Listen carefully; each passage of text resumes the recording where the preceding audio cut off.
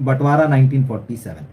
14 अगस्त को फिल्म आने जा रही, ये सबको पता है। अब जैसे जैसे फिल्म की रिलीज डेट नज़दीक आती तो होते ना दिल की धड़कनें बढ़ जाना। तो बात तो धड़कन तो यहाँ एक ही है, बॉक्स ऑफिस। फिल्म कैसी बनी है ये सेकेंडरी हो चुका है आजकल। कितनी ओपनिंग लेगी, कितना कमाएगी, बॉक्स ऑफिस पर 100 करोड़ होगा कि नहीं होगा, 100 हो जाएगा तो आगे तक कहाँ जाएगा। सनी देओल का नाम जुड़ा हुआ है, राजकुमार संतोषी के साथ 30 साल बाद आ रहे हैं, आमिर खान का प्रोडक्शन है, आमिर खान एक बड़ा रिस्क ले रहे हैं, ये भांति भांति की चीज़ें जो है चल रही है। लेकिन अब क्योंकि आज तो हो गई 8 तारीख, ज़्यादा दिन बचे भी नहीं है, तो अब ये सवाल जो चर्चाएं होती है, ये फिल्म कितनी बड़ी ओपनिंग लेगी।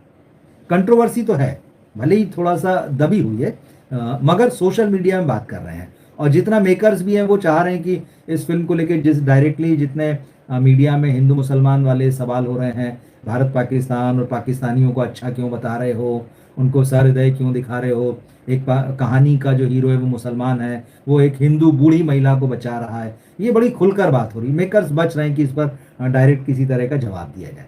तो खैर जब जो भी होगा, क्योंकि बहुत सारे लोग कह रहे हैं इस फिल्म का बाइकआउट करो, बहुत सारे लोग कह रहे हैं हम तो देखेंगे ही नहीं, क्यों हम देखें ऐसी फिल्म, ये सारा चल रहा है। इस बीच में ये एक बड़ा सवाल आया है कि कितने करोड़ रुपए की ओपनिंग ले सकती है बंटवारा 1947।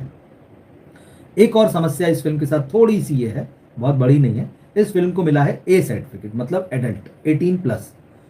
तो साफ है कि फैमिली ऑडियंस इससे दूर रहेगी। दूर रहेगी मतलब मजबूरी है, अपने 18 से कम के बच्चों को वो ले जा नहीं सकते हैं। 16+ भी होता तो भी चलिए होता कि, या यूए होता तो भी एक पेरेंटल गाइडिंग और वो सब होता है। लेकिन अब सीधे सीधे ये फिल्म ए कैटेगरी में शामिल है, और ए कैटेगरी की फिल्में जो होती हैं बॉक्स ऑफिस पर हमेशा या तो वो स्लो स्टार्ट करती हैं, या फिर उनकी ओपनिंग जो होती है वो वाकई बहुत कम होती है। बंटवारा 1947 के बारे में कोई मोई जो .com है, फिल्म वेबसाइट है, उसने एक रिपोर्ट छापी है, और उसने ये उम्मीद जताई है कि सनी देओल की ये फिल्म पहले दिन बॉक्स ऑफिस पर 10 से लेकर 13 करोड़ तक की ओपनिंग ले सकती है। पहले दिन का कलेक्शन इस फिल्म का, सनी देओल स्टार का, 10 करोड़ से 13 करोड़ तक हो सकता है। अब कई बार ये होता है कि ये जो अनुमान होते हैं, तो अगर फिल्म अच्छी रही, बहुत वर्ड ऑफ माउथ जो है बहुत पॉजिटिव रहा, तो इसका कलेक्शन जो है शाम होते होते बढ़ जाता है, और ये जो अनुमान लगाया जाता है ये उसको क्रॉस भी कर जाता है, लेकिन वो बहुत ज़्यादा नहीं होता है, थोड़ा बहुत फर्क आता है। अब 10 से 13 के बीच में होगा कि नहीं देखते हैं। अभी ये भी क्लियर नहीं है, क्योंकि इसकी एडवांस बुकिंग शुरू नहीं हुई है। एडवांस बुकिंग से भी आपको ट्रेंड का पता चलता है कि एडवांस बुकिंग इस फिल्म की बढ़िया हो रही है नहीं हो रही, तो ट्रेड उससे भी अनुमान लगाता है। एक और थोड़ी सी प्रॉब्लम है, हालांकि बहुत मेजर नहीं है मेरे हिसाब से, आवारापन 2 भी उसी दिन रिलीज हो रही 14 तारीख को, तो आप बॉक्स ऑफिस क्लैश तो कह ही सकते हैं। इमरान हाशमी जो है सनी देओल के सामने है। कई साल पहले इमरान हाशमी सनी देओल से अपने फिल्म, जब सनी और धर्मेंद्र और बॉबी थे, मतलब देओल फैमिली की फिल्म से आवारापन लेकर आए थे, उसी में टकराए थे। तो वो सनी देओल और आवारापन, यहाँ सनी देओल और आवारापन 2, तो ये संयोग आप इसे कह सकते हैं। हालांकि आवारापन 2 के ट्रेलर ने बहुत इम्प्रेस नहीं किया है, तो कितना इसकी कमाई पर, इसकी ओपनिंग पर असर डालेगी कह नहीं सकते। मुझे बहुत ज़्यादा नहीं लगता। इमरान हाशमी की फिल्म को उनके फैंस देखने जाएंगे, उसका अगर म्यूज़िक अच्छा हुआ या फिल्म अच्छी हुई जिससे वर्ड ऑफ माउथ बढ़िया बनेगा, तो ज़रूर वो फिल्म वर्क कर सकती है। लेकिन मेरा अपना ये अनुमान है कि बंटवारा 1947 के सामने बहुत ज़्यादा चांसेस नहीं है, ट्रेलर देखकर लग रहा है।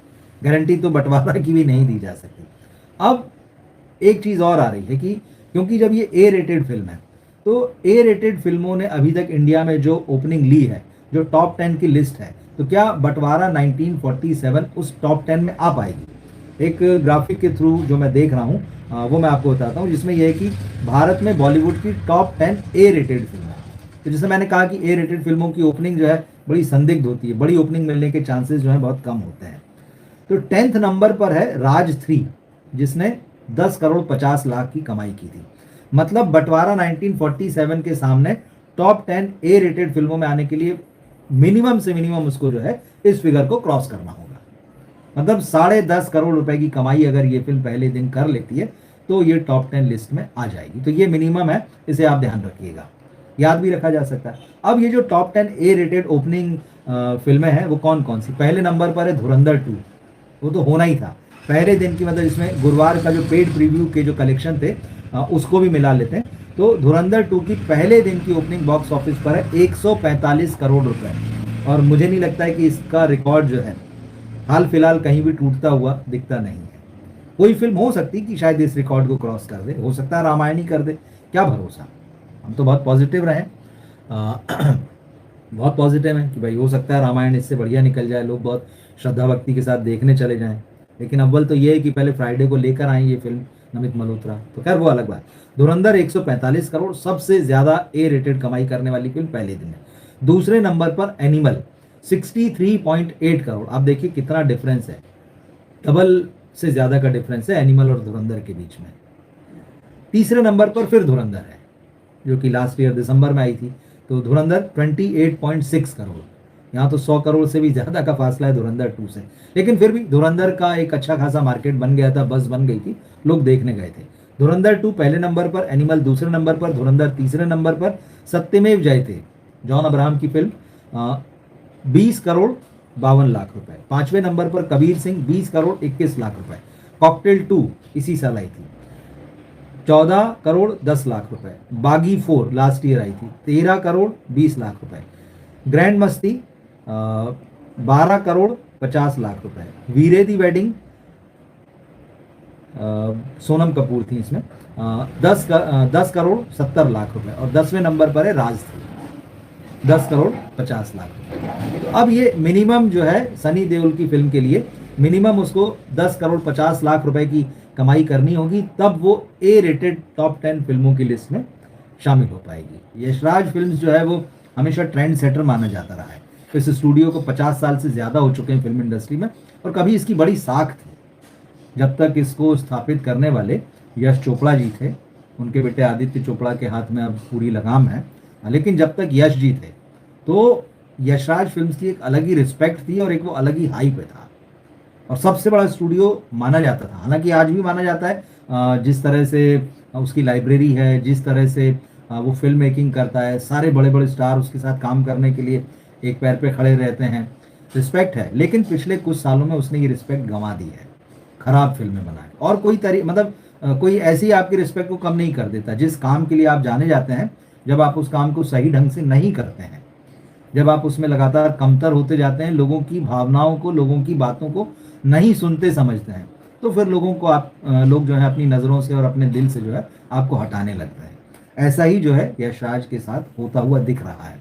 और आप सोचिए ना, उन्होंने एक नई शुरुआत की थी कि हम जो यूनिवर्स, हालांकि वो रोहित शेट्टी का कॉप यूनिवर्स फेमस होने लगा था, मगर वैसा अनाउंसमेंट नहीं था। यशराज ने बाकायदा पहली बार अपने यहाँ पर अनाउंस किया था कि हम एक यूनिवर्स बना रहे हैं, स्पाई यूनिवर्स।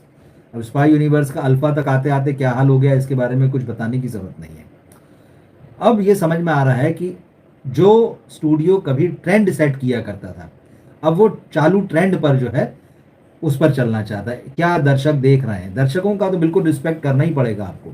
लेकिन जिस चीज हॉरर को एक समय तक जो है बड़े नीचे दर्जे का देखा जाता था।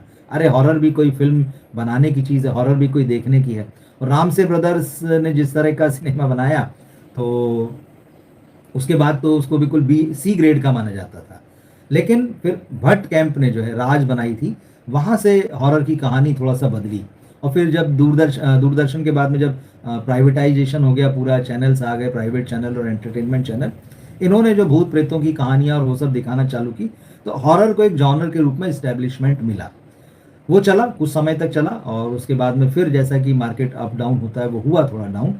मगर इधर एक बार फिर से हॉरर जो है वो दिखने लगा, क्योंकि मैडॉक फिल्म्स जो है उसने हॉरर के साथ में थोड़ा सा जो हमारी फोकलोर्स होती हैं, जो लोक कथाएं होती हैं, उनको मिक्स करना शुरू किया। स्त्री के साथ में, भेड़िया के साथ में, थामा के साथ में। तो ये एक जॉनर लोगों को इंटरेस्टिंग लगा और लगा कि इसको हम एक्सप्लोर कर सकते हैं। और फिर और भी कोशिशें हुई हैं इस तरह की। अब जब ये चीज़ें चल रही हैं और यशराज का स्पाई यूनिवर्स जो है, आप कह सकते हैं कि भट्टा बैठ गया उसका, और बाकी भी फिल्में नहीं चल रही हैं। रणवीर सिंह को लॉन्च किया था, वो भी वहाँ से बाहर हो चुके हैं, तमाम वो जादू खत्म हो गया। अब यशराज गारंटी नहीं ले सकता कि हम जो फिल्म ला रहे हैं वो चलनी ही चलनी है, वो गारंटी खत्म हो गई। सैयारा एक्सीडेंटली चली, उसका ऐसा कुछ नहीं कि बहुत प्लानिंग और बहुत ग्रेट फिल्म बनाई, वो एक टाइम था, वो चल गई। वो जैन जी ने चलाई, आप कह सकते हैं उस फिल्म को। अभी एकदम साफ इस बात को मान सकते हैं कि जैन जी ने मान लिया कि इस फिल्म को चलाना है तो चला दी, वो कनेक्ट हो गया उस फिल्म से।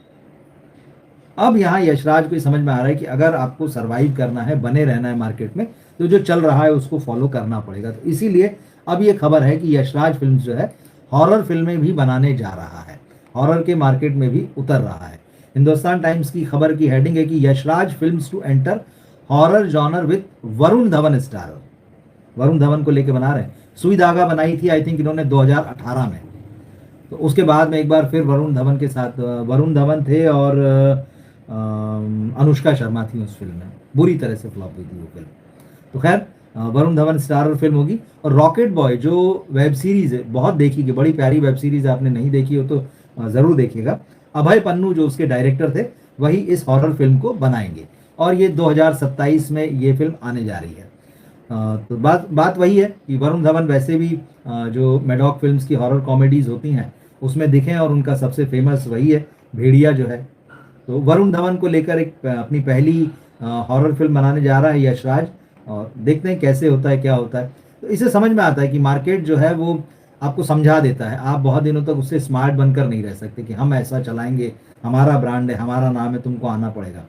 अचानक मार्केट में इतने वर्टिकल्स खड़े हो चुके हैं कि अब आप जो है अपने आप को वो नहीं रख सकते कि नहीं हमारी तो अलग ही दुकान है। वो सारी दुकानों पर शटर गिरते हुए जो आजकल हमको दिख रहे हैं।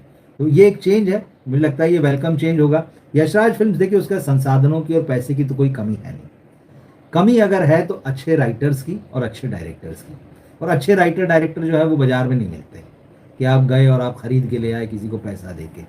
उनको बड़ा ढूंढना पड़ता है, उनकी सुनना समझना पड़ती है। तो ये जो स्टूडियोज जो डूब रहे हैं, जो बड़े बड़े प्रोड्यूसर डूब रहे हैं, जिनके स्टूडियो बिक रहे हैं, ये थोड़ा सा मोनोपोली वाले हैं या अंधभक्ति वाले हैं, इनको चमचे चाहिए होते हैं। तो ये उस तरह की वर्किंग जिनकी है वो, उनके साथ ये समस्या पैदा हो रही है। और इंडिपेंडेंट प्रोड्यूसर्स तो इन लोगों ने लगभग खत्म ही कर दिए हैं।